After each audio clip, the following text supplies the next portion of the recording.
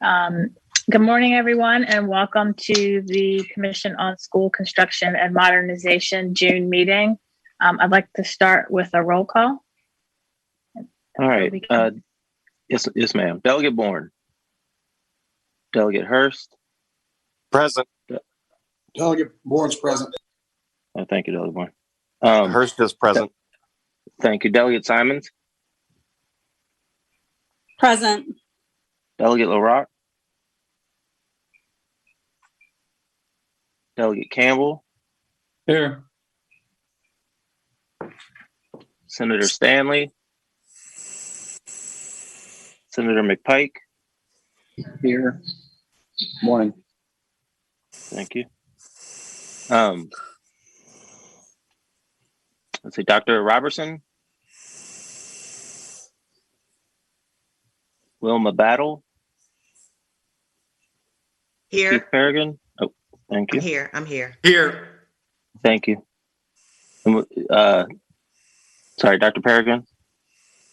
Here. Thank you.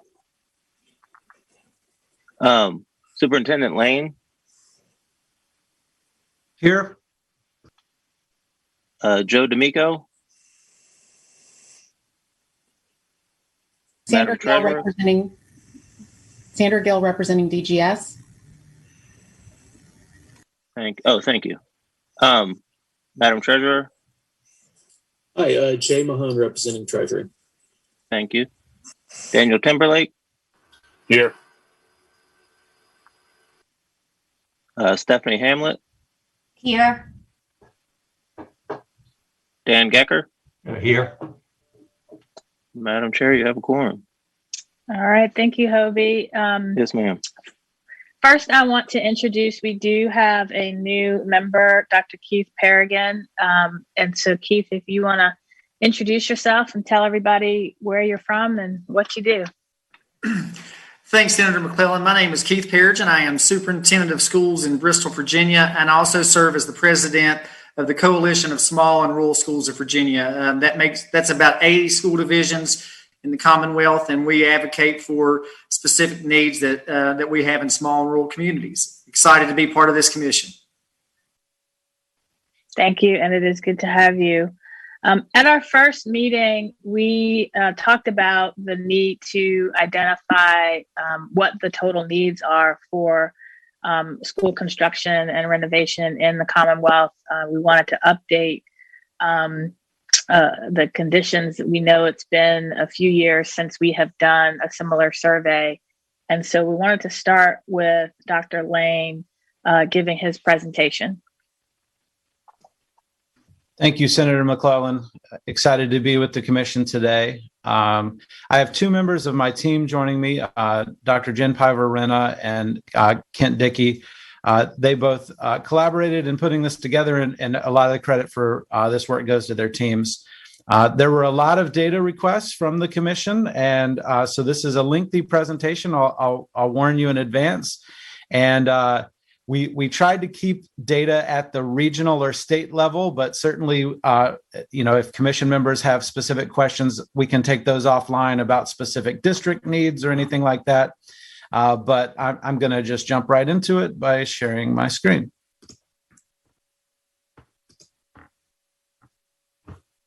So today we're going to talk about the needs and conditions of Virginia school buildings, and just a little bit of information here. We got this data from a variety of sources. We use school population projections. We used the school building inventory application. We analyzed 117 of the 132 CIP plans in the Commonwealth. We used our budget and financial records, and we used some reports from a variety of sources. We also surveyed all of our school divisions since the last time the commission got together to pull some division reported data. And so a lot of this is collaborated from a lot of different sources, but a heavy portion of this data was collected directly from school divisions through self-reporting mechanisms over the past month to month and a half. Just a quick summary of what you're going to find in the 73 slides that we're going to talk about today.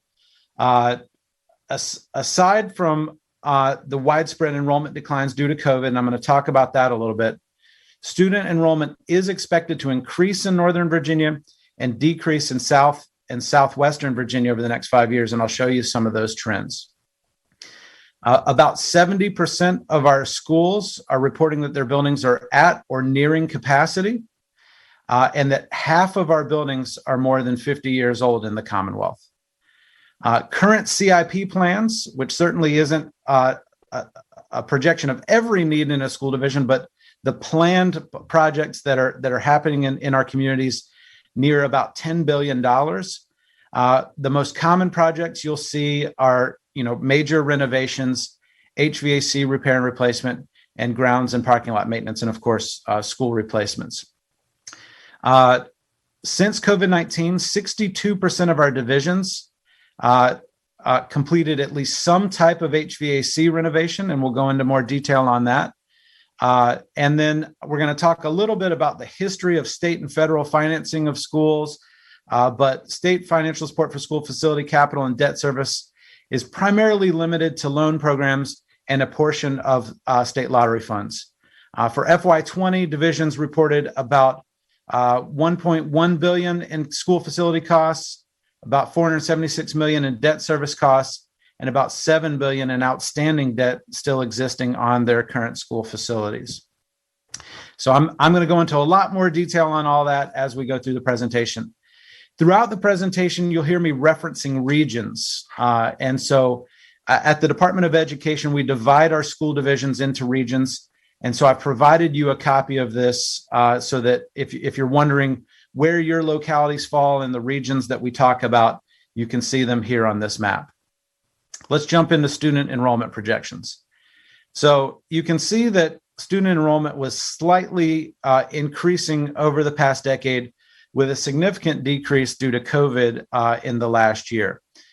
So before COVID, we had increased about 3.6%, but then dropped almost that exact same amount in the COVID year. You'll see here that student enrollment by grade is typically around 100,000 students, 95,000 students. And you'll see that pre-kindergarten and kindergarten, pre-kindergarten specifically is a little bit lower. I will mention, though, the declines that you're seeing related to COVID are overweighted in pre-kindergarten and kindergarten. Because kindergarten families can defer a year until they're 6, we believe a lot of families chose to do that and will be back into our projections next year. And then some parents decided to homeschool or private school students, we believe will be back next year as well. But pre-kindergarten numbers are also down, with a lot of parents just electing not to enter pre-kindergarten. And so we believe that some families may enter pre-kindergarten next year in an attempt to delay until 6 for kindergarten. So even though you saw that decline in COVID for that 1 year, we do think you're going to see a bump next year and potentially a bubble that will follow our school divisions for the next 13 years. So a little bit on the schools in the Commonwealth. You'll see we have just under 2,000 schools, 34 preschools, 1,100 elementary schools, 300 middle schools, 300 high schools, 81 what we call combined schools, 51 alternative schools, 49 career and technical schools, and 12 special education specific schools. And these are public schools. So a question that was asked at the last commission meeting was about density and how close together our schools are. And you can see that varies pretty greatly, where student enrollment per square mile in Highland County is, a half a student per square mile. And in Falls Church City, you have nearly 1,250 students per square mile. The average in our state is about 112 students per mile. And then schools per square mile, again, there are 0.01 school divisions per square mile in 17 districts, usually rural, where there's a lot of distance between homes. And then Falls Church City has 2.5 schools per square mile, with an average of about a fifth of a school per square mile, or maybe a better way of saying that is one school per 5 miles. And so here is some information on population projections. You'll see that Southwest and Southside Virginia are going to see the largest declines and some of the largest increases in Northern Virginia. And we call it Northern Neck in the way that we identify Region 3, but you should know that Region 3 includes Stafford, Spotsylvania, and Fredericksburg. And so the large increases that you're going to see in Region 3 are primarily in that I-95 corridor on the western end of that region. But Weldon Cooper projects that we'll increase as a state by 4.7% by 2026, and nearly 8% increases in those regions I've already mentioned. So that's population change. Now, student enrollment, you will see much more significant declines in student enrollment as the age of certain regions is actually growing. But you'll see that pretty much from Roanoke all the way through Southwest Virginia and again Southside Virginia are expecting declines in student enrollment, with Southwest Virginia seeing nearly 10% declines. And then again, Northern Virginia and the Northern Neck area that includes that Fredericksburg corridor I just mentioned, seeing some significant increases with a total projection of about 4% growth overall in the Commonwealth over the next 5 years in students.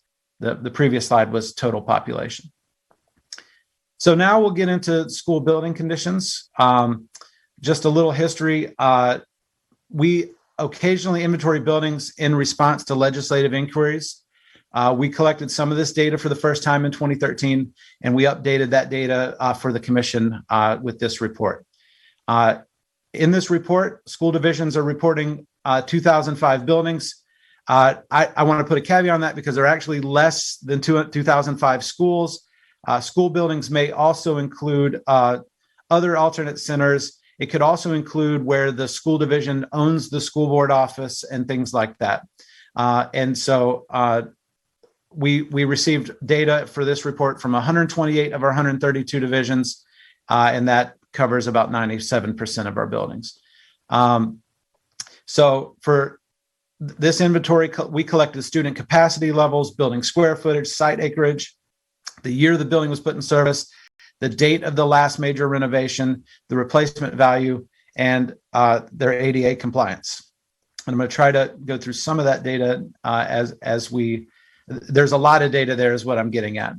And so this is high level, but I'm going to try to give you the scope of it.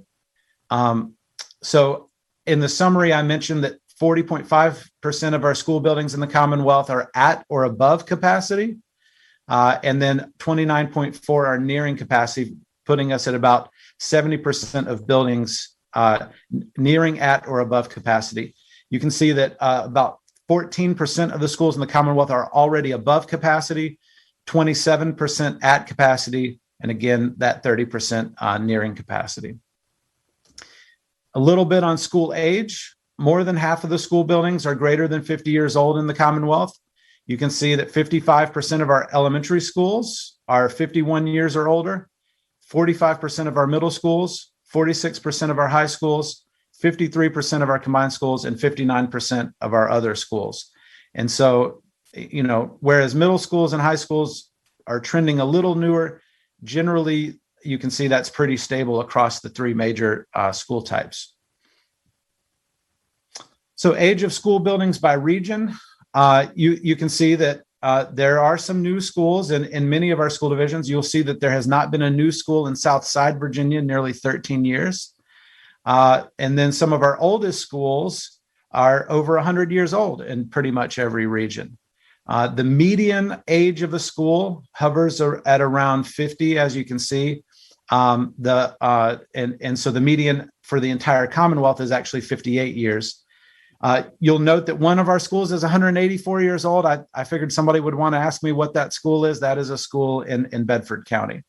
And so one school in the Commonwealth is 184 years old. I will share, since our last commission meeting, I have completed what has taken me 3 years to do. a visit of every school division in the Commonwealth. I've toured at least one school in every division in the Commonwealth.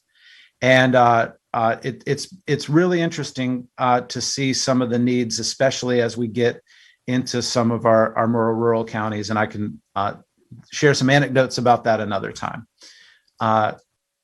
So replacement costs. So when we surveyed school divisions on what it would cost to replace every building in their school community that was over 50 years old, you can see that there are nearly 1,000 buildings over 50 years old. And I should state that, replacement isn't necessarily what every school division would want to do. An older building, a renovation may be more appropriate, but just for context, this is what it would cost to replace every school building that was over 50 years old. And you can see that amounts to about 92 million square feet. And you can see there nearly $25 billion to replace every school that's over 50 years in the Commonwealth. I will share that we used an average of about $250 per square foot for pre-K through 8 and about $300 per square foot for schools in 9 through 12 for an average of about $267. I did ask an architectural firm for what the kind of going rates are for school replacement. And the current rates, obviously, everyone knows that construction costs are way up, but the going rate for replacing a school is actually a little higher per square foot than what we're showing here. But these are the estimates we used. So total construction and renovation costs, July 2010 to May 21. So this is actual completed projects over the past few years. So since July of 2010, we have constructed about 118 new schools in the Commonwealth for a total of about $4 billion. And we've completed about 544 additions or renovation projects at a total of about $3 billion. And so you can see there the average cost per square foot that we've seen over the past 10 years, obviously with those costs escalating significantly in the last couple of years. And you can see that renovations and additions tend to come in almost half as much as the cost of a new school. But some of the estimates that you'll receive from architects is that the renovation costs may not last as long as a new school replacement. And so I would not assume that you'll get the same longevity out of a renovation that you would out of a new school. So percent of buildings with major renovation projects since 2015 by region. And so you can see about 15% of buildings have had a major renovation statewide. And you can see that in South Side and Southwest Virginia, that's regions 7 and 8, much fewer projects by percentage of the schools in the community than the other 6 regions. So the percent of our buildings that meet ADA requirements, of course, anytime you do a major renovation or new construction, you must come to compliance with ADA. And right now, 78% of the buildings in the Commonwealth meet ADA requirements. And then about 3% were no response. So I would not assume that those maybe don't meet ADA requirements, but we know that 19% of our schools, the school divisions reported, are not compliant under the ADA. We asked the school divisions to estimate the cost to come into ADA compliance alone, and you can see nearly $205 million just to do the projects related to ADA compliance. And so percent of buildings that are compliant with the Americans with Disabilities Act by region, again, 78% statewide. And you can see here the fluctuations across the regions. We got a question about internet speeds. And so you can see that the Commonwealth, our school buildings are actually really strong when it comes to internet speed in the school building. The issue with the internet that we find is more often students access at home in their residence. But you can see almost every school division has a gigabit or better. We do have a handful of school divisions, 7, that are lower than a gigabit in speed. every school division in the Commonwealth meets the minimum standard under the federal requirements, but you can see that we're in a decent place in the Commonwealth as it relates to school-based internet. So we got a question at the last commission meetings about the HVAC projects that have been happening since COVID. I mentioned that 62% of school divisions have completed one. 12% of school divisions said they had no planned projects. And you can see here, we did not go into a lot of detail with them on how to identify a project.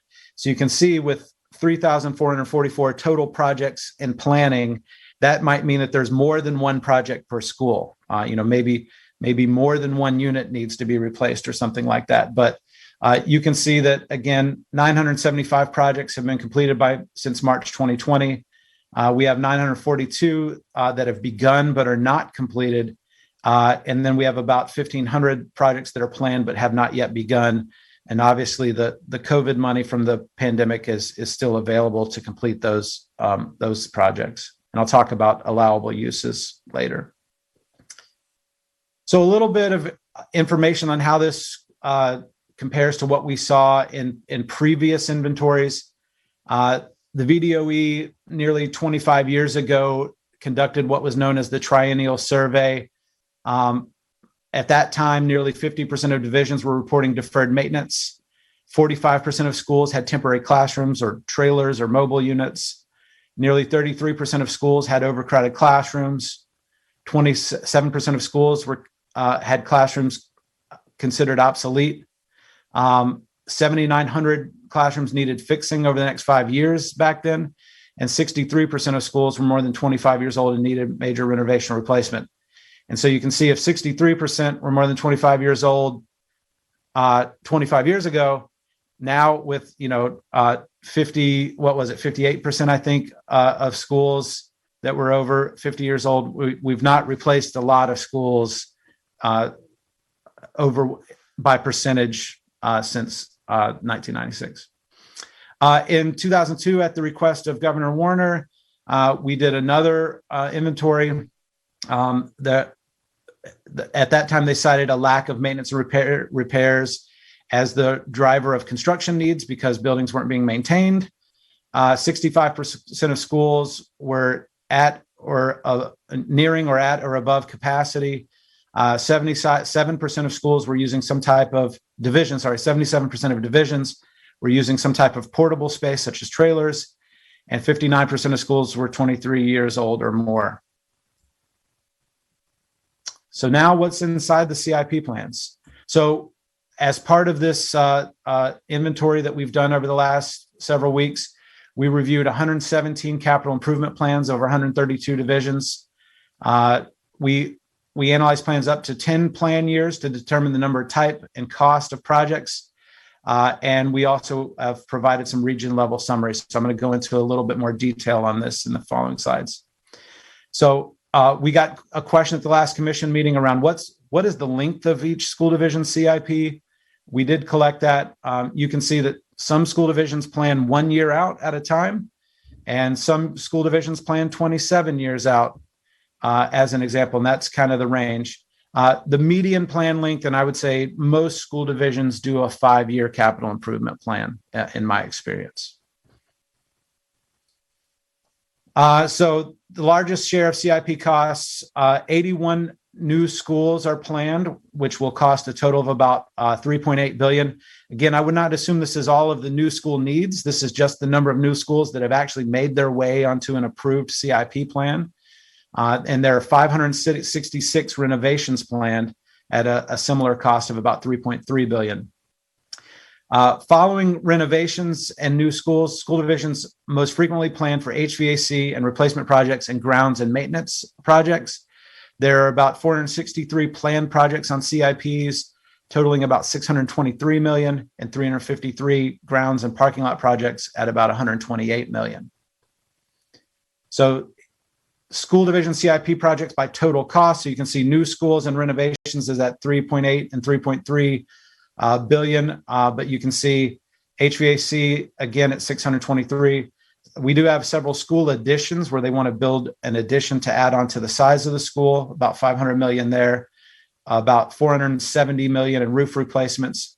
Other items, that's mostly transportation bus replacements, about 375 million there, technology upgrades, 170 million, electrical and plumbing, 170 million, sports and playground needs, 160 million, and grounds and parking lots already talked about. And then there's some safety upgrades, lighting, those kind of things, about 50 million in those type of projects in the CIPs. So CIP costs by region, I won't read every piece of detail here. You can see the Region 6, which is kind of the Roanoke area and a little bit west of there. No new schools planned in their CIPs. Obviously, they have needs, but the locality is not even foreseeing the possibility of a new school with their funding structure, so it's not included. You can see similar in Southwest Virginia, 2 schools listed. That again doesn't mean that that's the total need in those areas. That's just what has made its way to approved CIPs. And you can see what the rest of the regions look like. And so renovations by region, you can see that CIP planned renovations are much more, there are many more in number, with most of the projects planned in the Northern Virginia region. HVAC plans across the regions. So I think part of the story that you'll see here, I'll go through these quickly, but is that really there are needs in every region. School additions, roof repairs. This is again that transportation typically is the other items, bus replacements, technology upgrades, electrical and plumbing, sports and playground. Again, I won't read these. I know you have a copy, but if you're interested in how it breaks out by region, that's what it looks like. So a little bit of data here. We tried to take the projects that they showed us and break them into what we called light renovation projects, medium renovation projects, and heavy renovation projects. And you can see here that that there's a many more medium level projects than light projects, but a large number of heavy projects, with the medium and the heavy projects having the most cost. And you can see the green bars are the number of schools that are planning these type of projects, and you can see that the black bar is the cost. So you can see that obviously the heavy projects cost way more in total over the length of their CIPs. So how has school construction funding happened in the Commonwealth? We pulled some information from a 1993 JLARC report. The Virginia state government was actually really active in school construction during the early 1900s. However, in the 1930s, responsibility for 2 major areas of infrastructure was changed with the passage of the Byrd Road Act. The state took over responsibility for county road construction with the understanding that localities would be primarily responsible for school construction. That decision was made in the 1930s. Federal funding was available for school construction. In 1938, through the Federal Works Program, the federal government funded 45% of local construction costs. In subsequent decades, federal funding for capital costs significantly decreased to less than 1% of local costs. I mentioned my tour. I visited a school in Buckingham, and the cornerstone on the school was thanking the Federal Works Program and President Roosevelt for the construction. I believe that was their high school, if I recall correctly. And so the federal government's infusion of money in the late 1930s was a huge driver of a lot of the schools that you see in certain areas of the Commonwealth.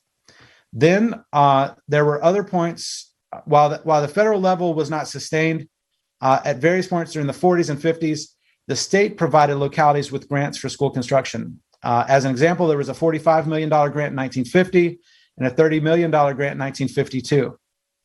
Interestingly, if you look at today's dollars, we translated that would be about $504 million in today's dollars with that 1950 grant, and another $300 million in today's dollars with that 1952 grant.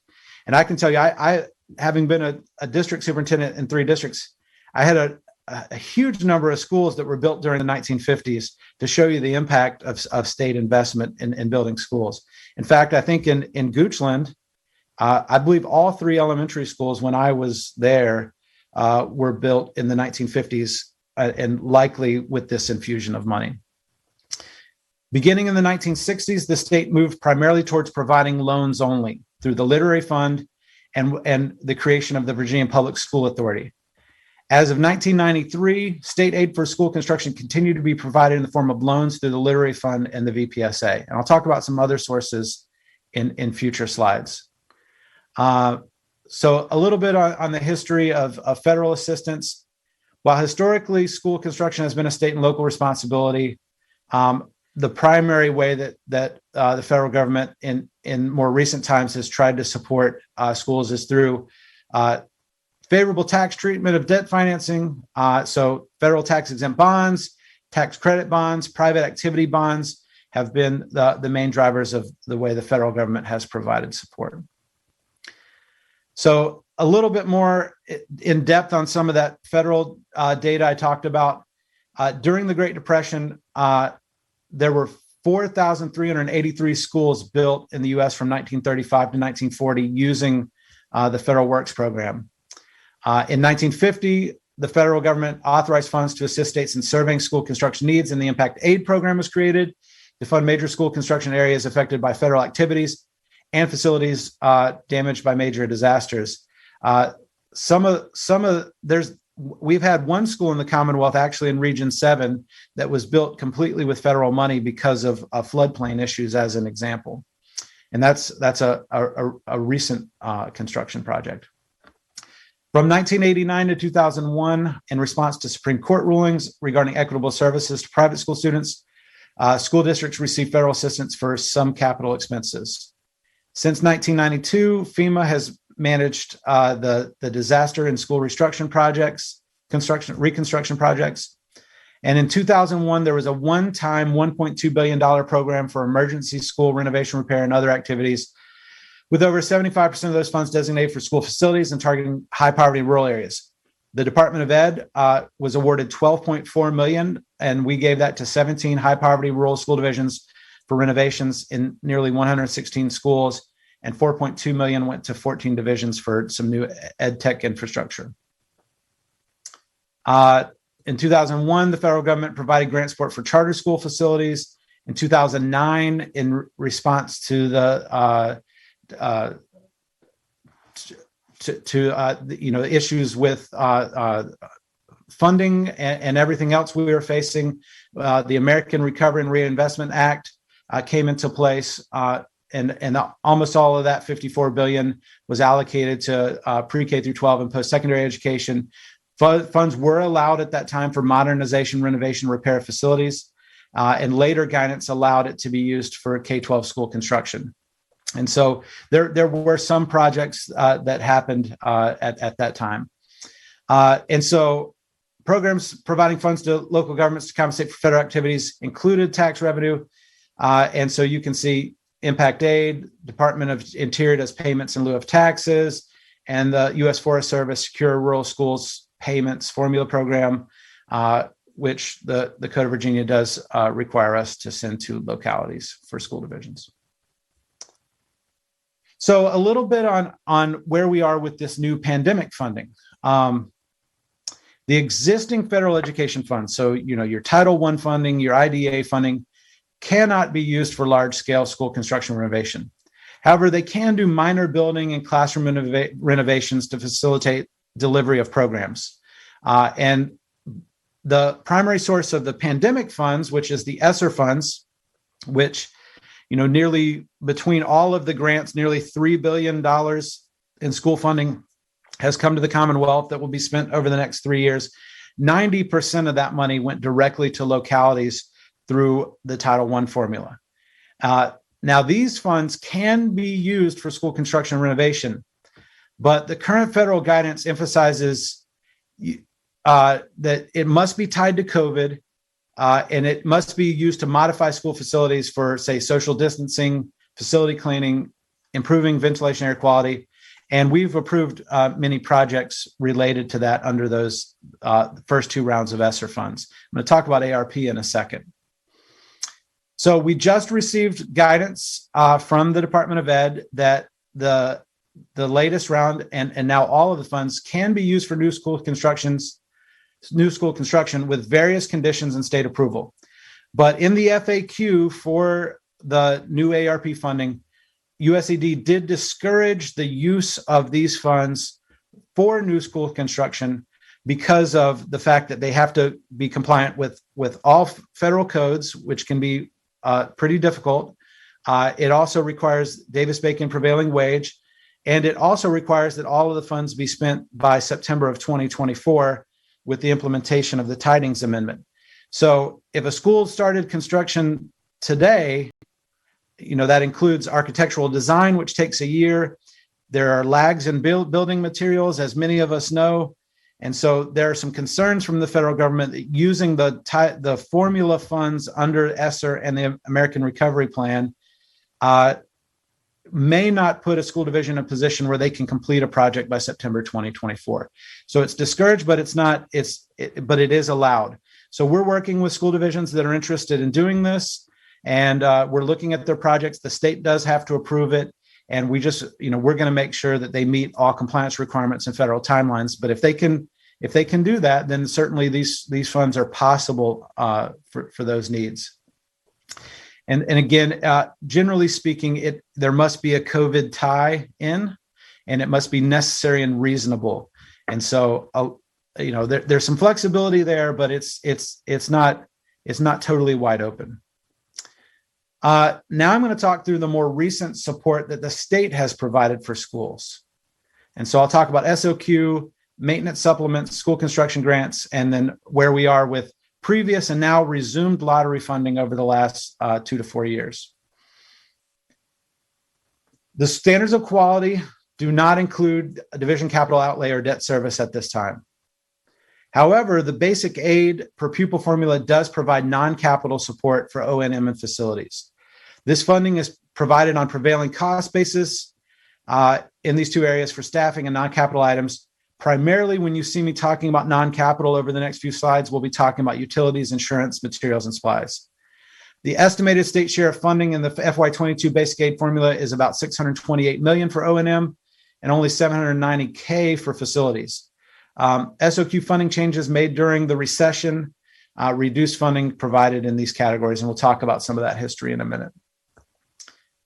So from 93 to 2002, there was a maintenance supplement. General funds were provided to divisions on a per pupil basis for ongoing maintenance needs or debt service payments.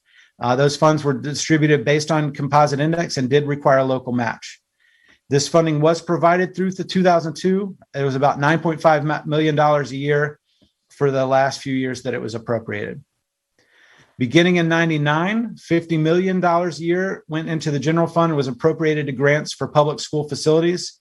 This was reduced to $27.5 million from 2003 to 2009. And that funding ended in 2009 during the recession. From 99 to 2010, lottery proceeds were allocated to divisions with at least 50% had to be used for non-recurring costs. I show you the definition of non-recurring costs here. These funds were on a per pupil basis, adjusted for the composite index, and did require local match. And these funds were discontinued in FY10 during the recession as well. And you can see what those amounts were during those times. It was reduced in 10 and then eliminated after that, but it hovered between $120 and $160 million a year. Now, the lottery funds did resume in FY17. The state allocated what is known as per pupil lottery funds through a flexible funding program. And so these funds were allocated based on ADM and adjusted for the composite index. And school divisions are permitted to use those funds on both recurring and non-recurring expenses. And the language says in a manner that best supported the needs of the division. So theoretically, this could be used on, renovations and construction and maintenance. And you can see that when that program started in 17, there was 36 million. And now in FY20, it's nearly 255 million. So again, you know this well. This is your latest budget, but in chapter 552, 40% of the lottery is designated for the per pupil allocation. It's 283 million in 21, 276 million in 22.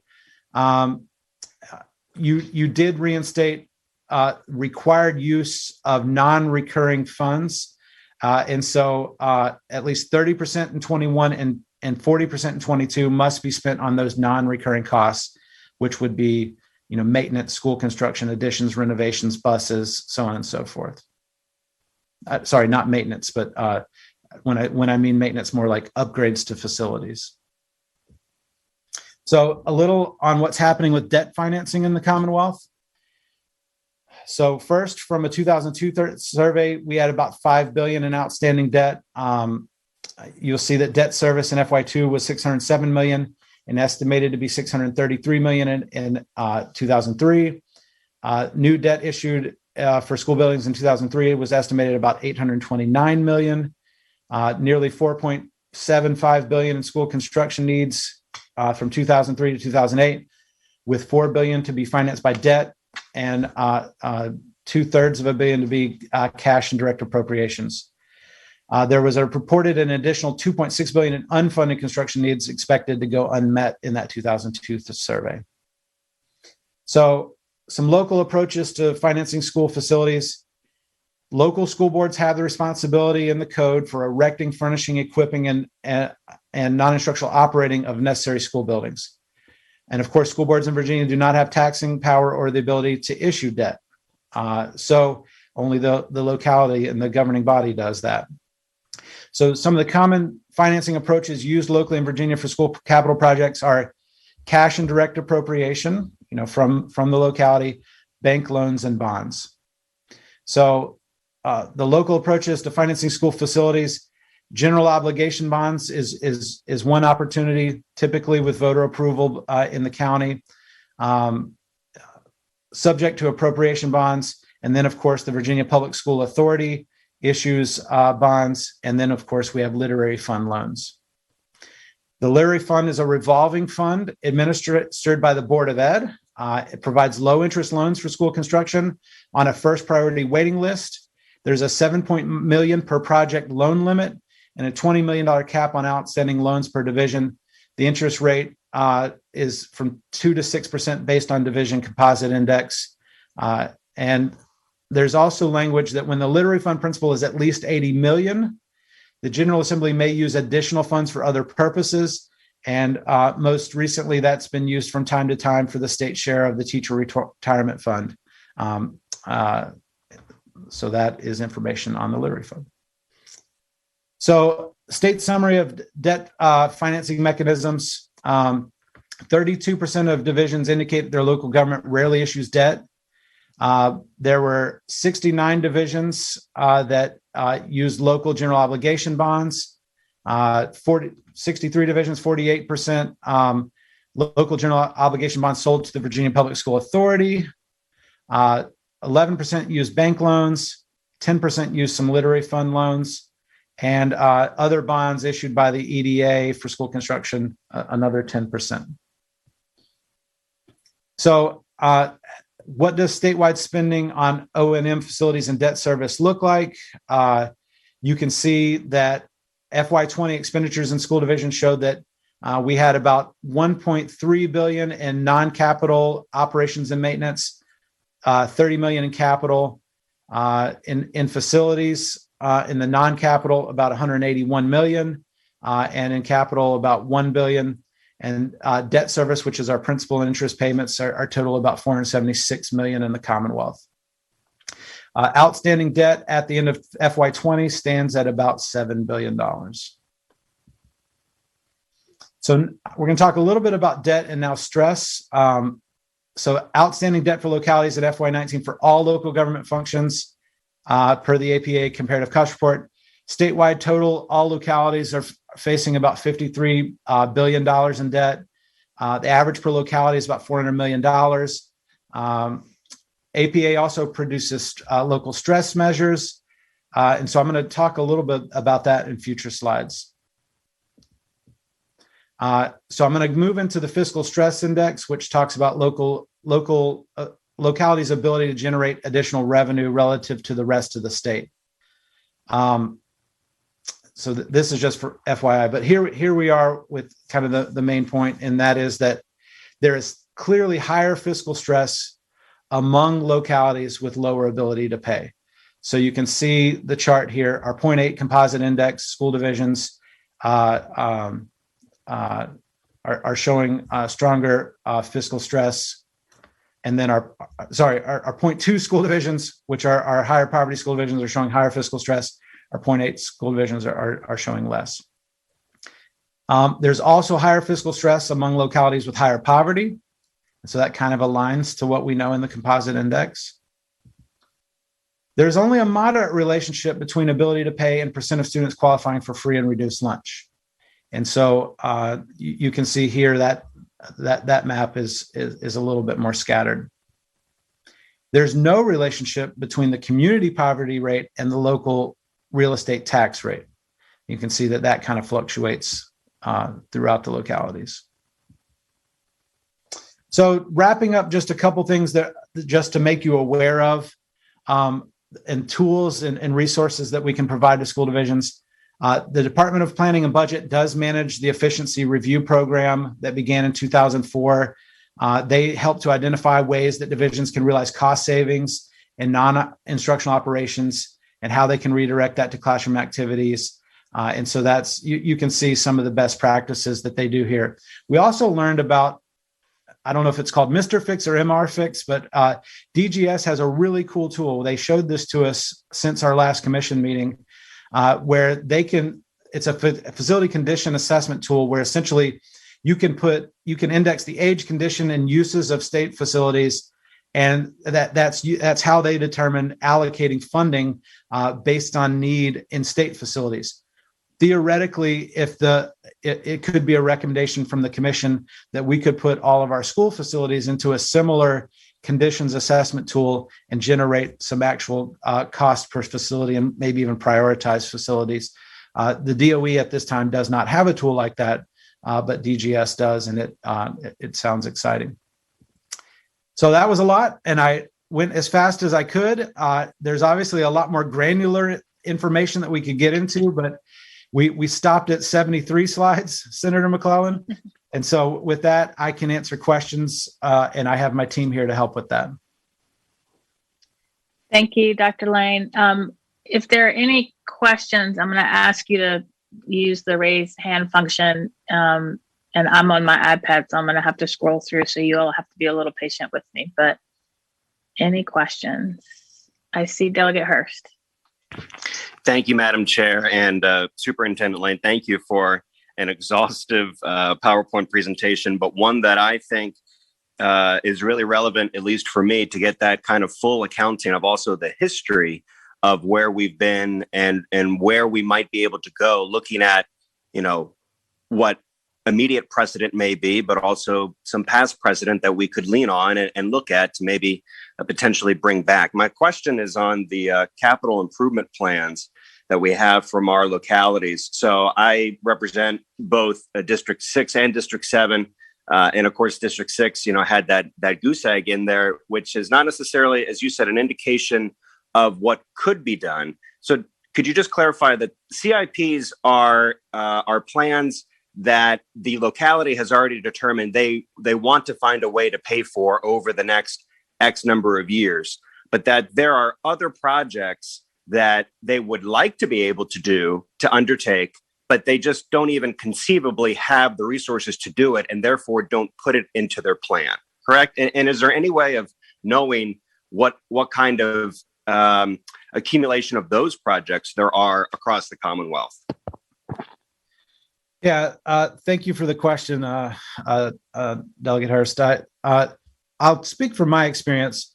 The way that capital improvement planning typically happens is the school division through the superintendent will produce a list of needs for the school board. And again, those plans are typically 5 years out. And the school board will approve a capital improvement plan that identifies the projects that they think are possible to be funded, reasonable, needed in the next 5 years, And then typically that capital improvement plan goes to the locality, and the final capital improvement plan for a community is actually adopted by the local governing body. And the local governing body typically takes that capital improvement plan and overlays available and possible funding. And it really is intended to be a list of projects that are planned and intended over the next 5 years. Because most capital plans are 5 years, and because no school division could borrow all of their needs all at once at this time, and most capital improvement plan projects are either cash funded by the locality or paid through debt service. You definitely are not seeing all of the projects that could be done in a locality. I would think of the CIP as these are the projects that the localities feel like are reasonable and can be done over whatever period of their CIP, which is typically 5 years. In the PowerPoint, I know I went through everything really quickly. We did capture the school division's total need, and I might be able to pull that slide up real quick. I think maybe that would have been that 24 billion figure. 25 billion. Yeah, I was going to that slide to see if I could find that quickly just to pull it up. But I'll send it to you later, Delegate Hurst. But obviously the capital improvement plans don't amount to 25 billion in the Commonwealth. I think the 25 billion might have actually just been new schools, but I can put that number together for you of like exactly what they reported as the total need if they were to fund everything today. Similarly, though, I would say if the state were going to get more involved in this activity, you wouldn't want to think of this as funding everything all at once, because the school division couldn't do all of the projects all at once from a capacity standpoint. And so some of what we may want to think about as a commission is if we wanted to plan for whatever the state share might be, then how might you spread that out over time in a reasonable manner so that projects are done? But without going back through 73 slides, I'll pull that out and send it to you separately. Great. Thank you. Thank you. Any further questions? Superintendent Paragon. Dr. Lane, first of all, that was a great presentation, and the data is very comprehensive, and I think will go a long way in helping both the state and localities make decisions about future school projects. A question that I had, you did a great job, I think, of showing how new school builds have occurred across the Commonwealth and in the different regions. And so if you were to look at slide 16 and slide 67, is there a connection between the lack of new schools or the lack of new projects in some regions, especially as it relates to their composite index and the level of stress that they have financially? Well, I can't say that we did that analysis in total, but what Dr. Perigin is asking about is if you have 0.2 school divisions from a composite index standpoint with high fiscal stress, and you see on slide 16 that only a handful of projects have been done there, I think it's obvious to say that would be correlated.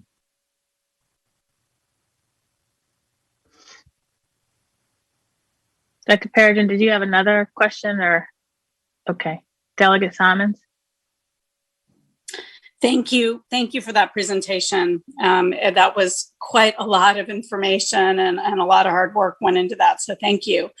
I guess I have always wondered why localities always have to do the bonding for school construction.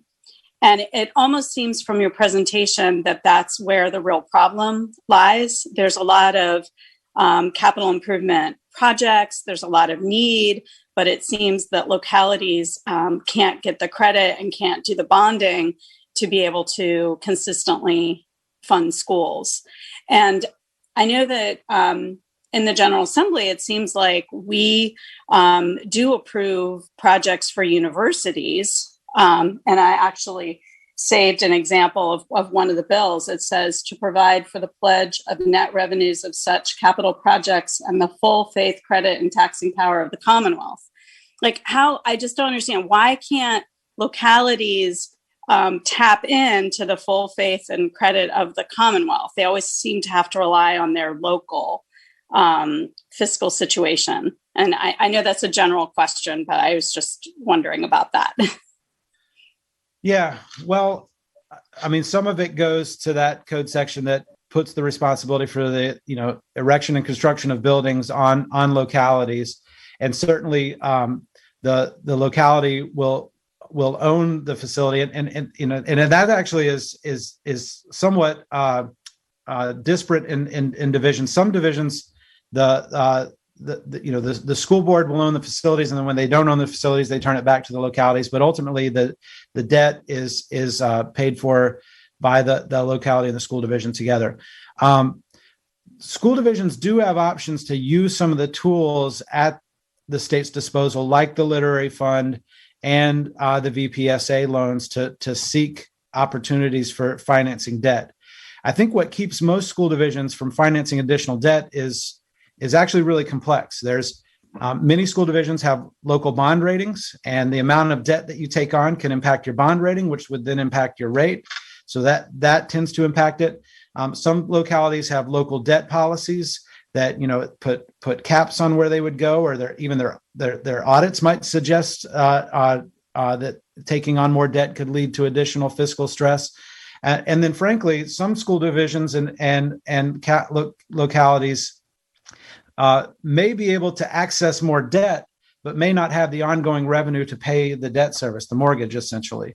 And so there are many factors that go into it. There's not just one. Can I follow up?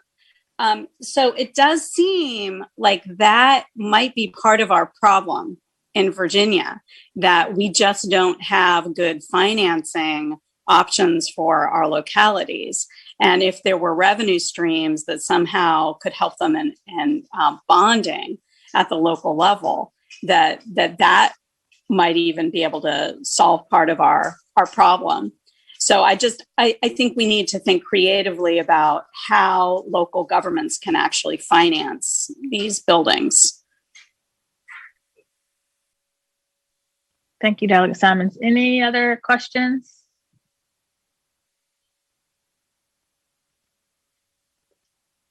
Let's see. Senator, right.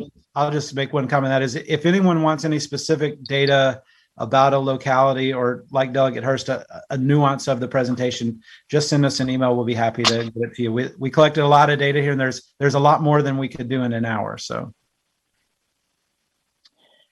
Well, and I guess one question that I have more for the commission. This was, well, first of all, thank you, Dr. Lane. This was very comprehensive and provided exactly the data that we requested. And I hesitate to ask this question, but now having seen this, is there any other information that any members of the commission would want to have that might have been prompted by this presentation?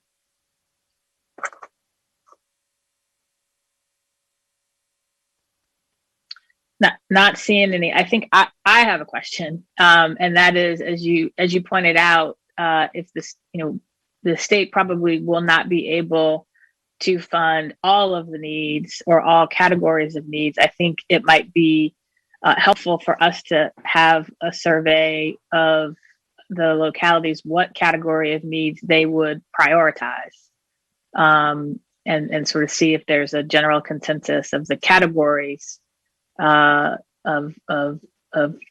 construction and renovation needs we might want to take a look at adopting. Delegate LaRock, sorry. Sorry, Senator, go ahead. Were you going to respond to what I just said? Yes, and we have some of that data. What I would tell you, just knowing superintendents like I do, they would want that to be flexible. Mm-hmm. That doesn't surprise me. But if they had to choose, if they had to prioritize, I'm curious how they would prioritize if there's a difference in prioritization among different regions or different divisions. And no one else might want to know that, but I certainly want to know that. Yes, ma'am. We'll get that information. Okay. Delegate LaRock. Thank you, Senator McClellan, and thank you, Dr. Lane, for the presentation. One of the points I I made a couple notes on here that perhaps you could provide a little bit of additional information on is the longevity of renovation versus new construction. I think I just juggled the numbers to try to equalize the 3.8 to 3.3 billion.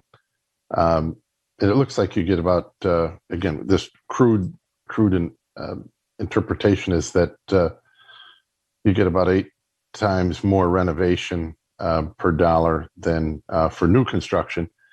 And so back to the durability or the longevity, I think it'd be very helpful to understand how many years a renovation lasts versus how long a new construction lasts. And so anything you could do to shed light on that would I think be very useful in establishing priorities going forward. Thank you. Yeah, thank you, Delegate LaRock. I will not say that this is vetted information that I'm sharing now from my seat at the state, but when I was in the locality, we had a presentation from one of our architects when we were debating whether we wanted to do a major renovation or switch that project to new school construction. And the information, and we have an architectural firm on the commission, so maybe Dr. Robertson can weigh in here, but the number I was told at that time was a major renovation, you could plan on 25 years and a new facility 50 years. That's the number I recall off the top of my head. Thank you. Dr. Robertson, does that sound correct? And also rules of thumb are used as to when a school system may choose to not renovate, but rather build anew, because you could be throwing good money at a bad problem, and you may be within several percentage points closer of having a full new construction if you're willing to spend a little more to do so. But we understand that renovation dollars are the best that some can get sometimes, but they certainly do not guarantee that you're going to have the 50 to 60 to 70 year lifespan of a new facility.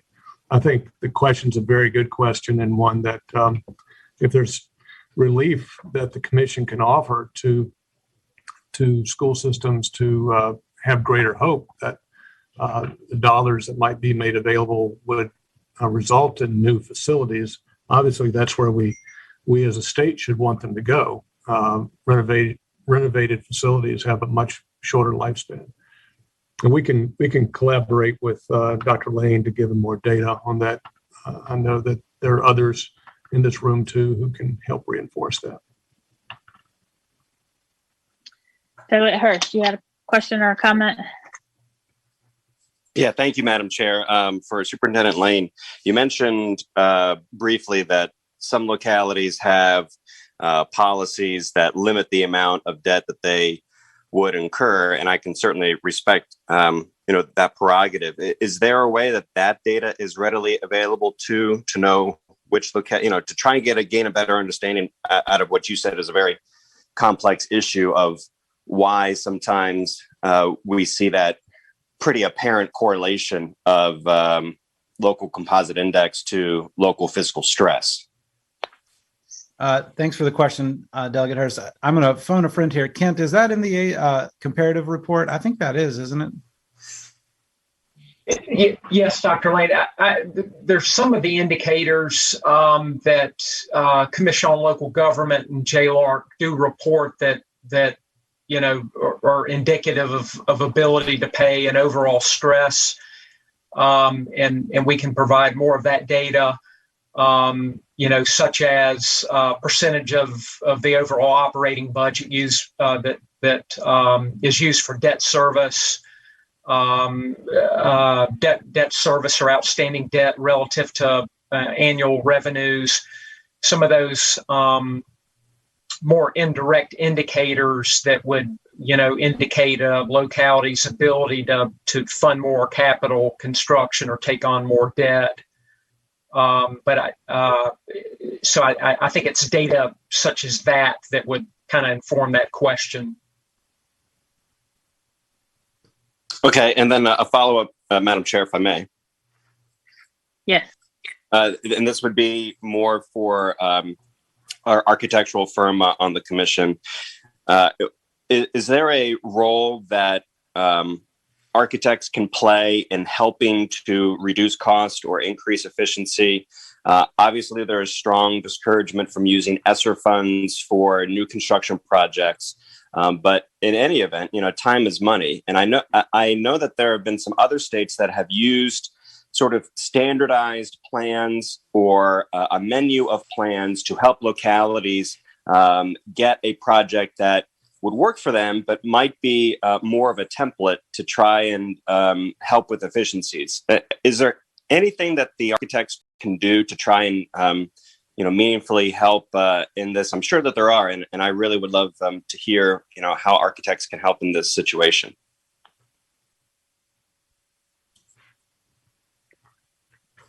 Madam Chair, I think that question may have been put to me, but I don't know if. Yeah, sorry, Stuart. I just my apologies. But yes, please. I'm curious. Well, designs are driven by clients' desires and needs, so we should start there, right? But if we're looking for what you're describing or asking for, delegate, as a template, indeed, prototype designs are a way to reduce some design cost, but where you place that prototype, what dirt you place it on is going to also clearly influence the overall design cost and construction cost. So we do see that architecture and engineering firms do design prototypes, and those same school designs can be replicated throughout a school system or throughout a region if school districts desire. But depending upon the ground conditions and depending upon the topography, for instance, you can't guarantee that template or that prototype is going to be built for the same price or designed for the same price in every instance. But you can shave some cost off with some prototype designs. Senator, may I add to that? Yes.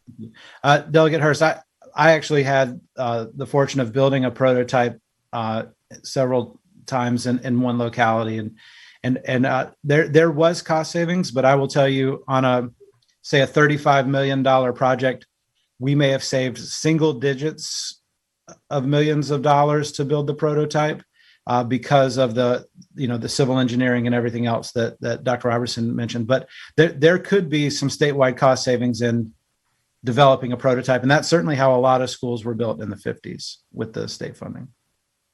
Appreciate the context. Thank you. Dan Gecker.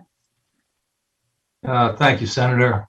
James and I get to talk about this fairly often, so he'll forgive me if I'm going to ask these questions a little bit more publicly this time.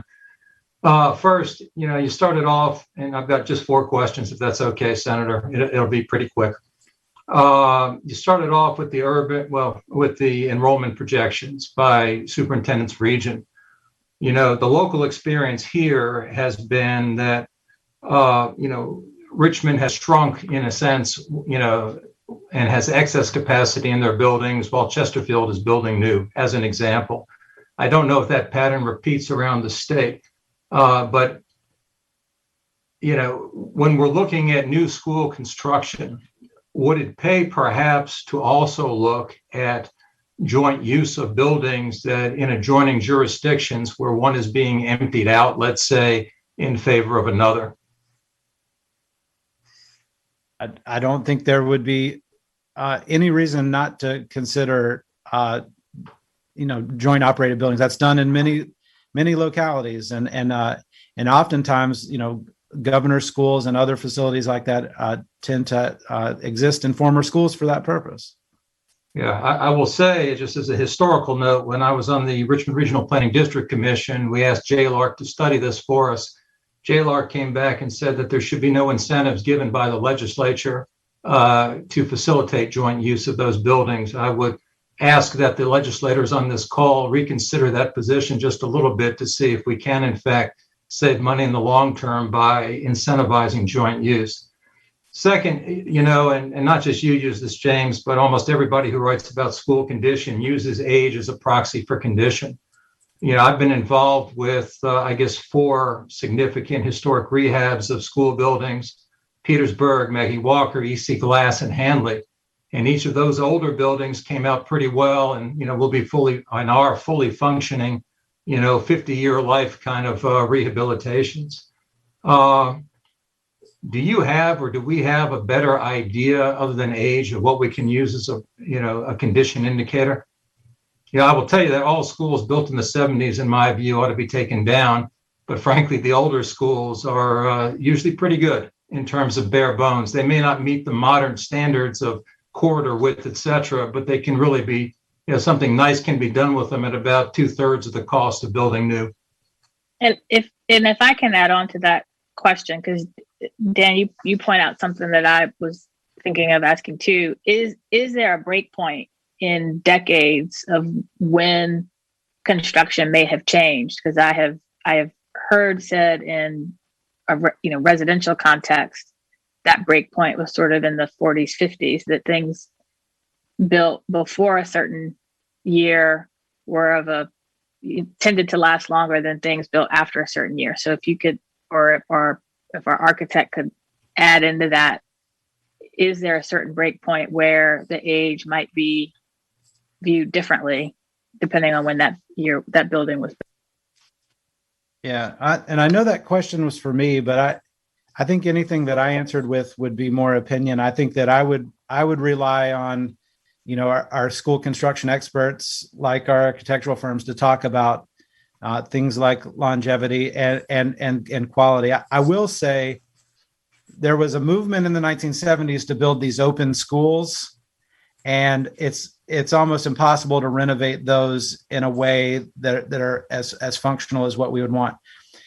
In addition to the narrow corridors, there are also issues with some of the older buildings, not only ADA compliance, which can be resolved through renovation, but there is certainly a movement for more collaborative type space and innovative learning and larger rooms where students may do interdisciplinary units. And so there's just a lot that factors into that question. But to Mr. Gecker's point, I don't think you can rule out that a renovation isn't appropriate for many projects where, for lack of a better phrase, the bones are good. All right. And if you'll indulge me, one more question. How good do you think the estimates of costs here really are? In the sense that, I will tell you that, again, my experience locally is that school division estimates were really always off. We didn't have refined, high quality estimates of the real capital needs. And it's not necessarily a fault of the division. I mean, frankly, as I think Stuart would tell you, that until you get into it, you really don't know. And so you aim high just to be sure you don't go over. And if you look at sort of the history of, school rehab projects, the estimates almost always turn out to be wildly off. And it worries me a little bit to have a commission like this working with data that may not be of high enough quality to make meaningful decisions. Do you have a feel for this? Well, what I can say is this is the data reported by divisions, and so I'm going to trust our superintendents, and until there's a reason not to. But I will say I think that I think that oftentimes there are ways to find efficiencies that are not always included in this. So they may list out every project they need, but when they were doing these, if they did several of these projects at once, they may find efficiencies in cost. So I wouldn't say that, this is the exact number. It's certainly self-reported data. But where I was going to go back on your previous question is that's why I really put that section on MR Fix in the presentation. I think that if we could just if we could create a statewide tool, if that could be one recommendation from the commission, to have one database that analyzes this, fairly across the Commonwealth and helps us to prioritize projects and, puts, what we know as the going square footage rates in a locality in place, I think we can have better data than self-reported data. Thank you. Thank you. I saw Keith and then Delegate Simon.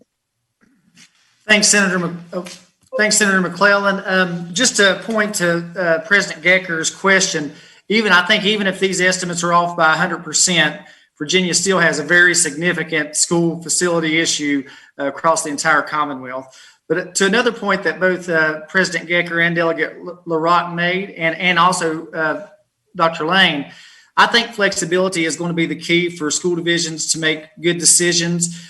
For example, in Bristol, we could renovate 3 of our elementary schools and the estimated cost is $48 million, or we could use the 4-letter word and consolidate 3 of those small elementary schools, and the new construction cost is only $18 million. And so that's going to look very different in urban communities, going to look very different in rural or suburban communities, and also based on the size of schools and the age of schools. So that was just another point I wanted to make to those questions. Delegate Simons, you had your hand up. Yeah, thank you, Senator. I just wanted to say that I was on the Newport News School Board when we did hire consultants to help us prioritize our school construction needs. So I felt like we got a really good sense. And of course, it was many of the 1950s and 60s elementary school buildings that we were looking at replacing. So I think the estimates, at least from Newport News, were probably pretty accurate.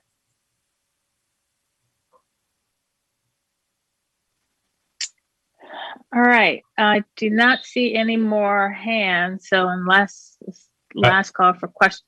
Yes, Stuart. I guess I should first go on record. I'm very honored to be called an architect, though many of you know that I am not. I'm an educator, and I have the good fortune to lead an architecture and engineering firm in this chapter of my life. So I certainly am aware of many trends, and also can go on both sides of the fence in terms of talking about experiences that we've had in working with clients, and also in my work as a school superintendent in working with designers and contractors. But I want to make sure the commission was clear that I'm not an architect.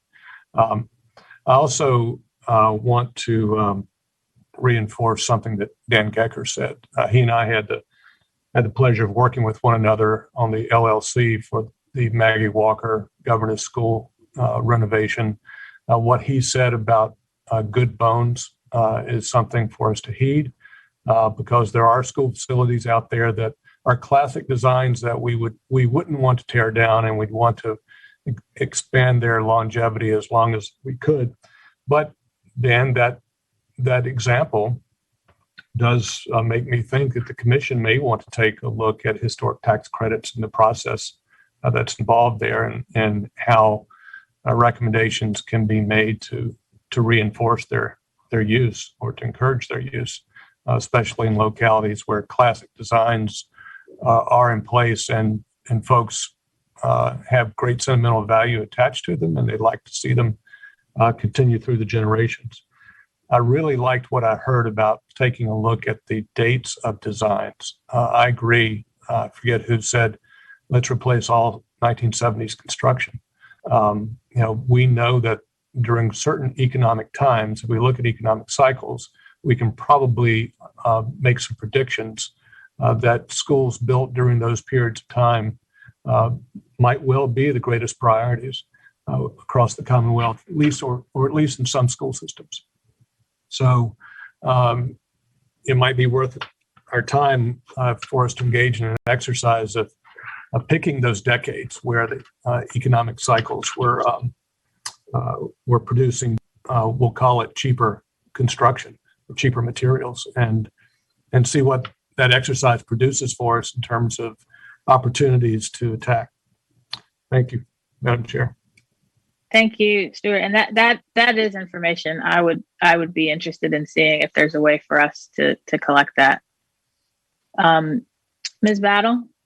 Thank you, Senator. My name is Wilma Battle, and I've been sitting and listening, and I'm utilizing this as an opportunity to learn. I'm a retired educator, and all of the things that you all are saying are great things. I think that we're going to do a really good job with this. Superintendent Lane, your presentation was great.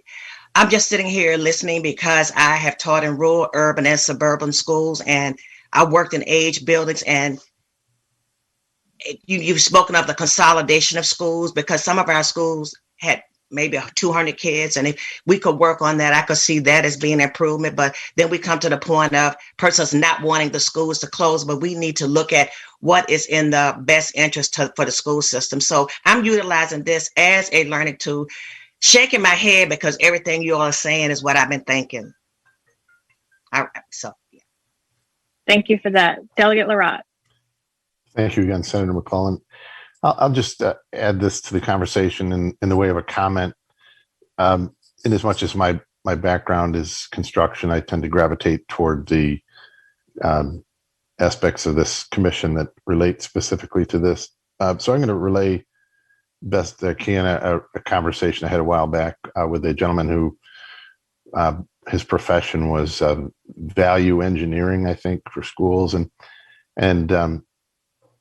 he told me, I think, that new schools in Loudoun were typically Cadillac schools, which I may or may not agree with that as a decision, but that's the decision that probably the school board and superintendent made. But I believe he said that if they were to take his advice with value engineering, that they could get every fourth or fifth school for free. I think that's another way of saying that they could have shaved off 20 or 25% of the cost. So in as much as we're focusing on historical and perhaps future project evaluations, it would seem that we'd have to take into consideration the level of the build. So if a school in Loudoun is built at, say, the highest level of finish, and that's perhaps 20 or 25% more than what a school might cost if an approach to the fit and finish were to be a little bit more modest. So we're going to have to sort of take that into consideration, and perhaps having some templates, a template for what a more basic level of school construction cost would be, how many of the schools are built to that level.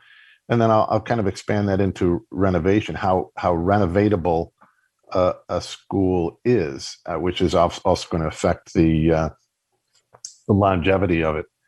So I don't want to ask Dr. Lane to make this more complicated than it has to be, but I think perhaps it would be necessary to take those things into consideration to get to the point where we really understand what we're trying to accomplish and how to best accomplish that with the dollars that are available. Thank you.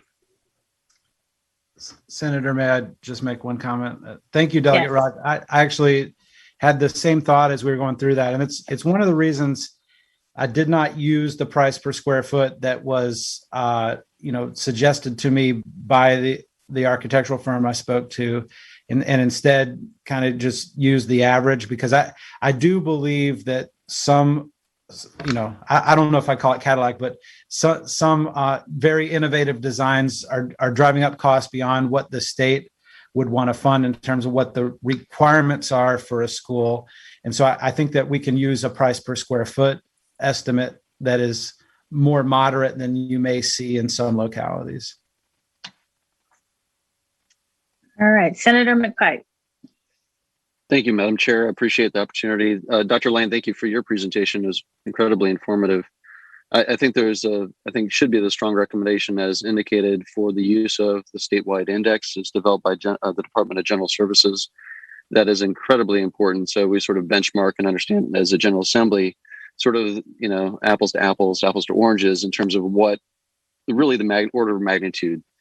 And I think I'll have probably some follow-up questions for Dr. Lane and the preparations and finance staff in terms of the overall average per annual level of effort that the localities are spending to understand sort of the basis as well as sort of the ability to pay. I think there's a lot more work that this group can dig into to better identify what those future costs are. What we do know is the costs are going to go up. They always do. And so those, sooner we're able to provide a framework to start tackling this, I think the better. But I think we do need some certain parameters to do so. And I think certainly joint use as suggested, as well as innovative in a combination. There's certain political decisions at the locality that needs to be made, and any way we can incentivize those decisions, I think the better. I think there's some certainly tough choices and discussions that we need to figure out the right context, at the same time not becoming a school board, right? That's clearly the purview of the locality and those who are closest to the issue. But lots of challenges. This is a great start of information. I really appreciate all of Dr. Lane and his staff's hard work to get us here. Thank you. Thank you, Senator McPike. We have, the good news is I did part of the discussion that we would have done in part 5 of the agenda here. So we really have one more piece of the agenda to get to, but now I want to turn it over to Zach and Tyler to do an overview of the American Rescue Plan funds for K-12. Thank you. All right, do we see the presentation?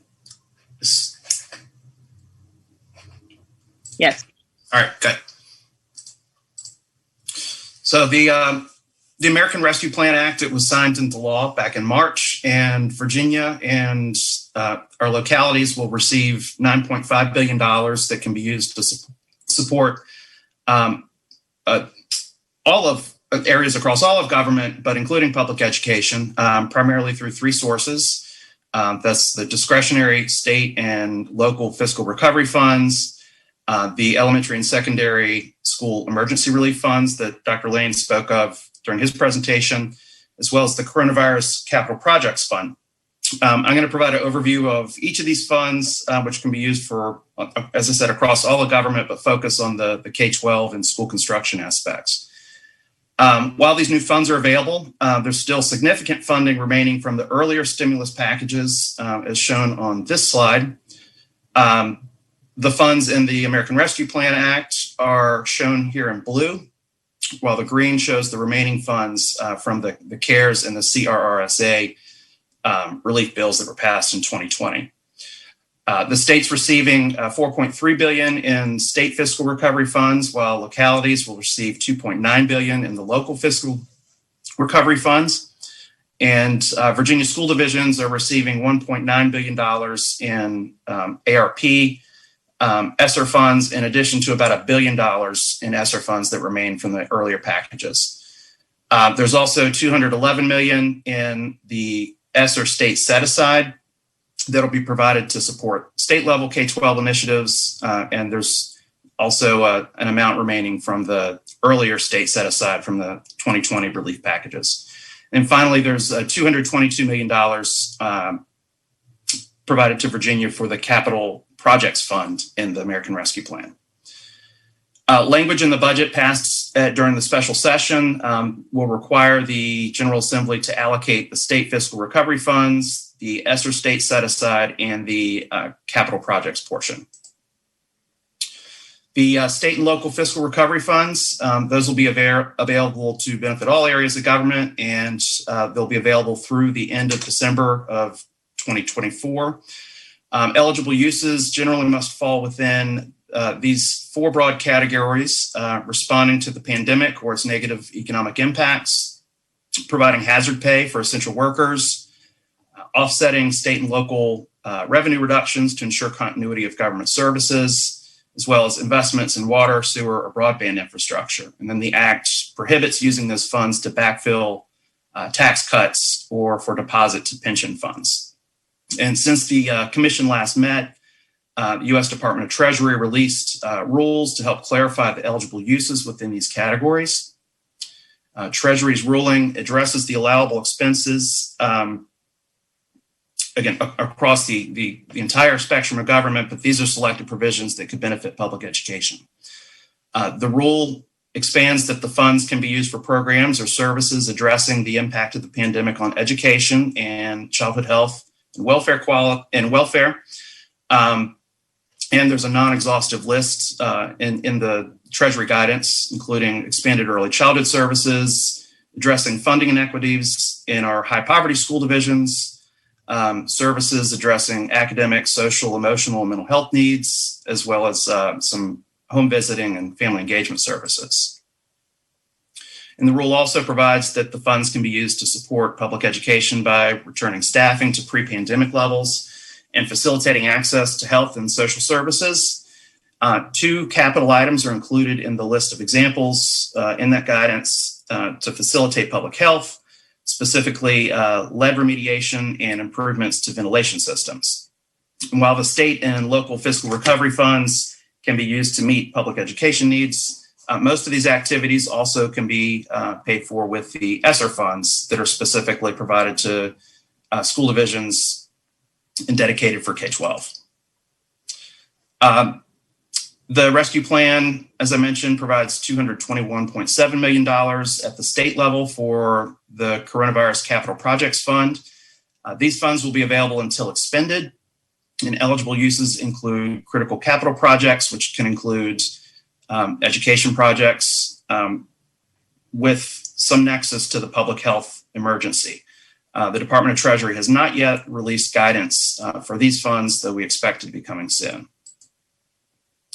The ESSER funds in the American Rescue Plan, again, the state set aside is $211 million, of which $105 million is required to be used for learning loss, and summer enrichment and after school programs, $21 million each must be used for those purposes. And then there's a $10 million, maximum of $10 million the state can set aside for administering the state and local ESSER funds. And that's going to leave the state with about $52 million in discretionary funding to allocate. The school divisions will receive $1.9 billion. They're required to spend $380 million of that on learning loss activities.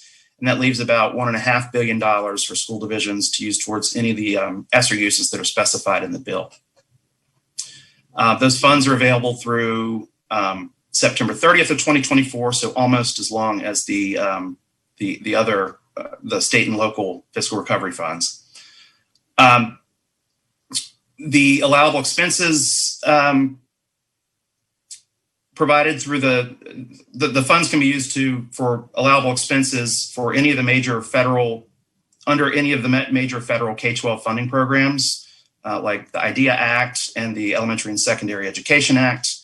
And the Act also provides additional allowable uses, such as activities supporting low-income students, students with disabilities and other subgroups, academic and student support services, and then cleaning and sanitation and activities related to continuity of operations, and then specifically HVAC upgrades and facility improvements related to public health are allowed. And last week, U.S. Department of Education released their guidance that further expands on these eligible uses.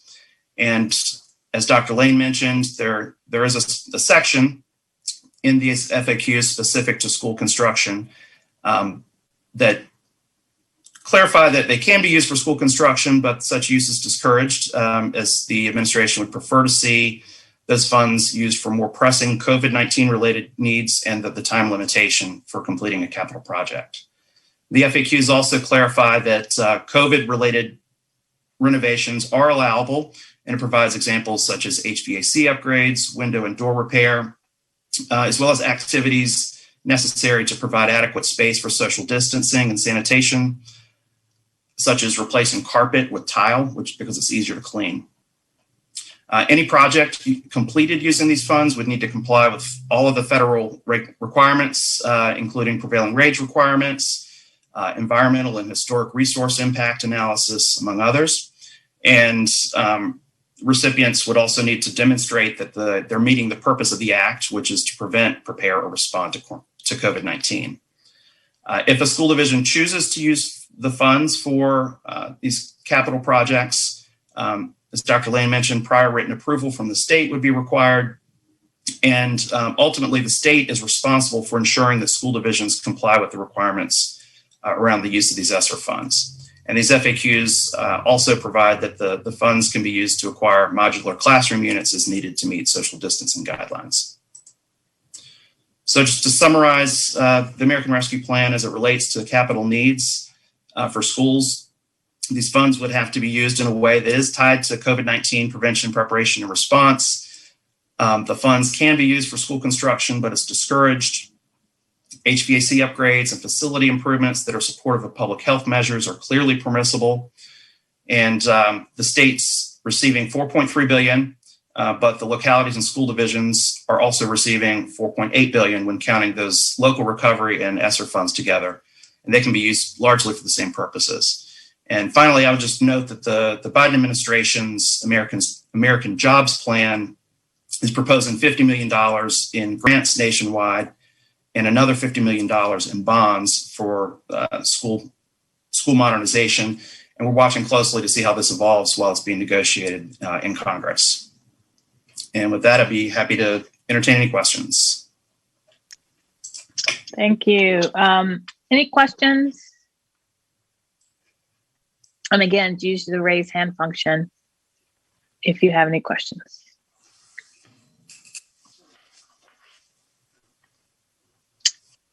Seeing none, thank you, Zach, for that. I will ask one more time, in addition to the information we heard today, the two presentations we heard today, is there any additional information that the commission would want to have for our next meeting to help us sort of discuss what recommendations we want to make to the General Assembly? At our next meeting, we will begin to discuss that.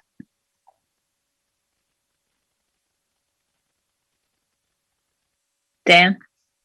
Yeah, I think as to, Delegate LaRock's point, which I think is, very good, it might be good for us to have some understanding of what a standard school ought to look like. That is the base school, including, size of the grounds and things. Does every school need to have a stadium, or does every high school need the, $3 million stadium addition, for example? And, I don't know who on the call would be, able to, sort of give that information, but a better understanding of what the basics looks like and then costing that out would be particularly helpful, I think.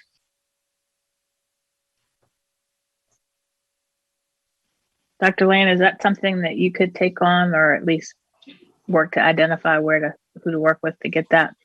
I can certainly work to identify someone. It may be better for the commission to hear from an architectural firm, and it doesn't have to be the one that Dr. Robertson represents, just to hear what's typically constructed at schools and what they can probably walk you through what the minimum requirements are as well. And so I think I can help identify someone for sure. And Senator, I just wanted to ask, sorry to interrupt. I just wanted to ask, go ahead. While I was presenting, I didn't write down every additional data piece. Did commission staff grab all that so I can follow up with all of that? I just wanted to ask that question. Madam Chair, this is Ryan. Stephen and I are taking notes. So yes, and we'll have the video available too. We'll certainly follow up with you and make sure we've got everything squared away. Thank you. Great. Last time we got together, Senator, I took copious notes, and because I was talking, I didn't this time. So I just want to make sure someone helped us with that. That's fair. We got pretty good staff on the case. Great. Stuart? I think a good starting point to President Gecker's question would be to look at what the state recommends school designs to be, and there are recommended guidelines, and any architecture firm will know those. At the same time, it's probably going to be good, James, if we align with your facilities folks, just to make sure that, for the commission's purposes, it's all coherent, and I don't think we would want any firm to deviate from what DOE expects right now. And I'm glad to work with you to determine who might be the best presenter for that. We will have it put together. I promise, Senator. Anything else? If not, I have one. I think it might be helpful to have a sense of what, if any, dedicated revenue, or how other states handle state funding of school construction and renovation. because while we are the best, there might be some ideas we hadn't thought about recently that we might want to think about. And Senator, the state pays for a membership with the Education Commission of the states. And so I will request a 50-state comparison, and that they do that for us all the time. Thank you. Dr. Perry? Yes, Senator, it may also be good to get the same analysis of how other states are allocating ESSER funds and ARP funds. I know there's some different interpretations from states on how those are being used.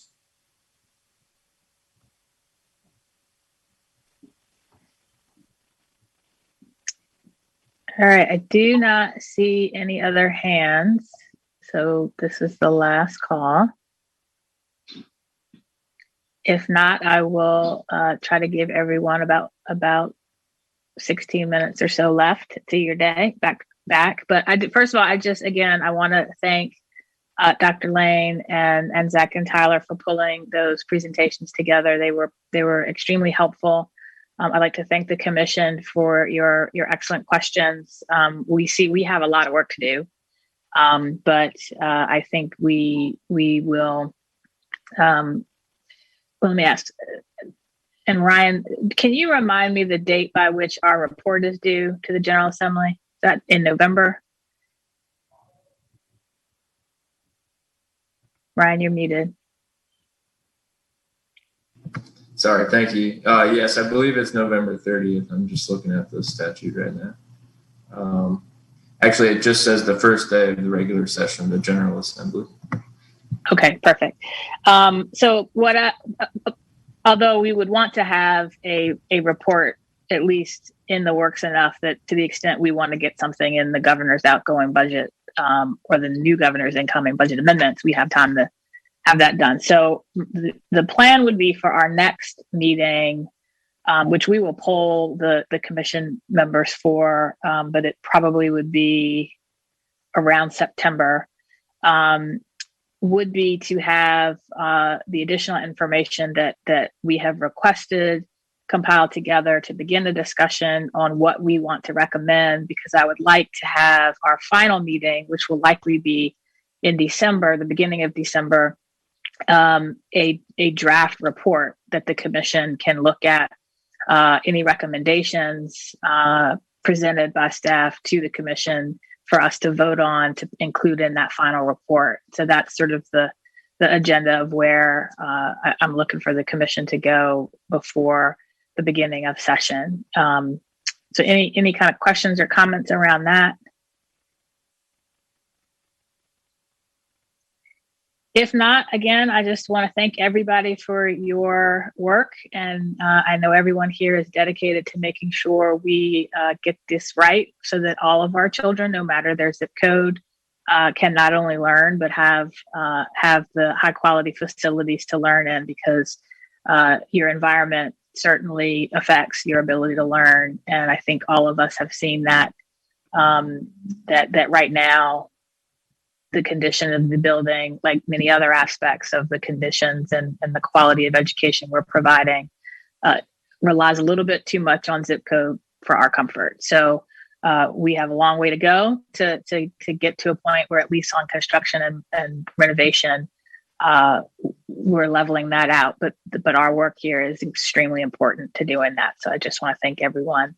Again, we will poll you for dates in both September and December to schedule the next two meetings. And unless there are any questions, you get exactly 16 minutes of your day back. So we are adjourned.